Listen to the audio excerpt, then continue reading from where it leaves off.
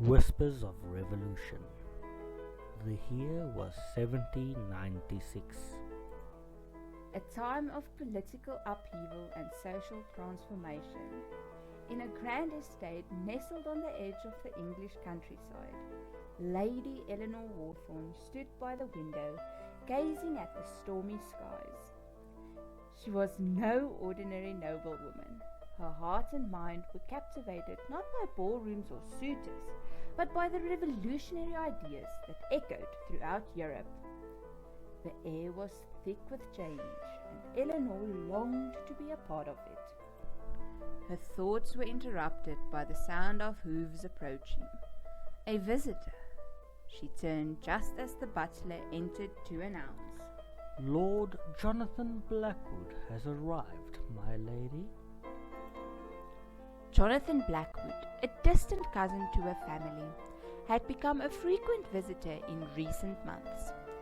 He was not the conventional lord, known more for his radical ideas than his titles. His heart, like Eleanor's, burned with the desire for social reform. Where most of society clung to tradition, Jonathan had spent his youth in London, brushing shoulders with thinkers and revolutionaries who had been inspired by Rights of Man, written by Thomas Paine in 1791. It was Jonathan's most cherished book, and it had inspired many heated discussions between him and Eleanor. Jonathan entered the room, his tall figure framed against the dimming light outside. His dark hair was damp from the rain, and he shook his coat with a quick, apologetic smile. I trust I am not intruding. Not at all, Eleanor replied, her heart fluttering as it always did in his presence. They were kindred spirits, drawn together by shared ideals, and lately by something deeper. They sat by the fire, and before long their conversation turned to matters of the time: politics, literature, the French Revolution. Eleanor, though confined to the limits of her noble birth, had devoured every word of A Vindication of the Rights of Women by Mary Wollstonecraft, published in 1792. She admired Wollstonecraft's bravery and determination to fight for women's education and equality. Do you think we'll ever see a world where women are truly equal?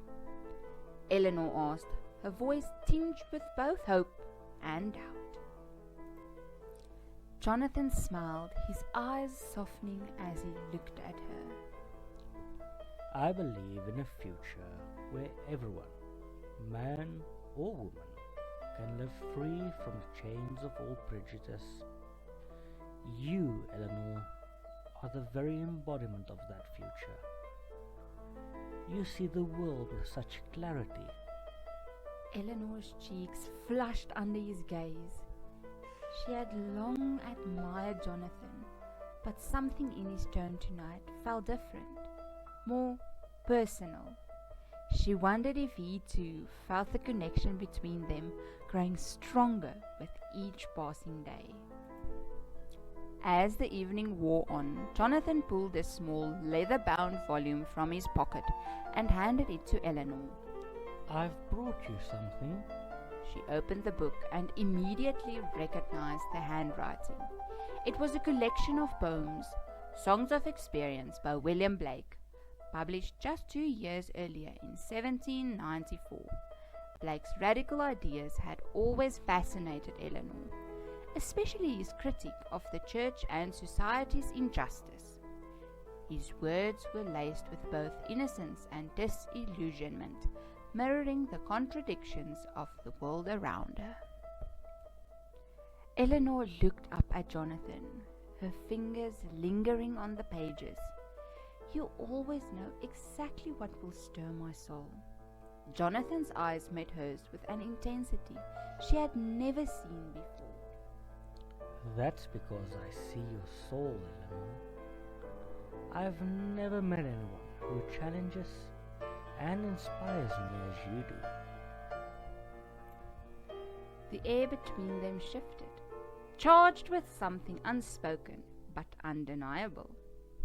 But before either could say more, the sound of thunder cracked in the distance, a reminder of the world outside, one that was being torn apart by revolution and change. 2 years later, in 1798.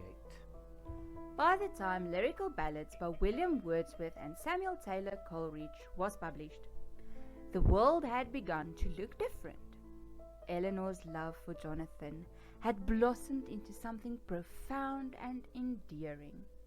The two shared long walks in the countryside, where Jonathan would read aloud Wordsworth lines about nature and emotion, poetry that echoed their own feelings for each other. The Romantic movement had finally taken root, with poets like Wordsworth and Coleridge celebrating nature, emotion, and individual experience.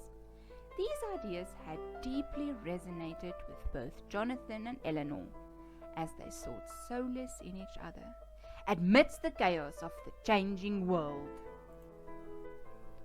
One autumn afternoon, while walking through the mist-covered hills, Jonathan paused by a small stream. He turned to Eleanor, taking her hands in his. Eleanor, these past 2 years have been the most extraordinary of my life. You have been my equal in every way, my partner in thought and heart. I love you, and I can't imagine facing the future without you by my side. Eleanor's breath caught. The words she had longed to hear, the emotion she had tried to keep hidden, now overflowed. Jonathan, I have loved you since the moment we first spoke of rights of man and a vindication of the rights of women. You are my heart, and together we can build a future where the world is a little brighter, a little more free. They embraced the world around them, fading as they held on to each other. The revolution of their time had not just been political, it had been personal. Through the words of Paine, Wollstonecraft, Blake, and Wordsworth, they had found their own voices and each other. As they walked back to the estate, hand in hand, Jonathan spoke softly of the latest reading, an early draft of The Prelude by Wordsworth. Though not yet fully published, it was a personal, introspective poem about growth, memory, and self-reflection, much like the journey they had taken together. Their love, like the romantic literature they cherished, was born from a deep connection to nature, emotion, and the transformative power of ideas. Together, they had found not only love, but also purpose, a life lived in pursuit of truth, justice, and beauty, forever intertwined like the verses of the poets who had inspired them.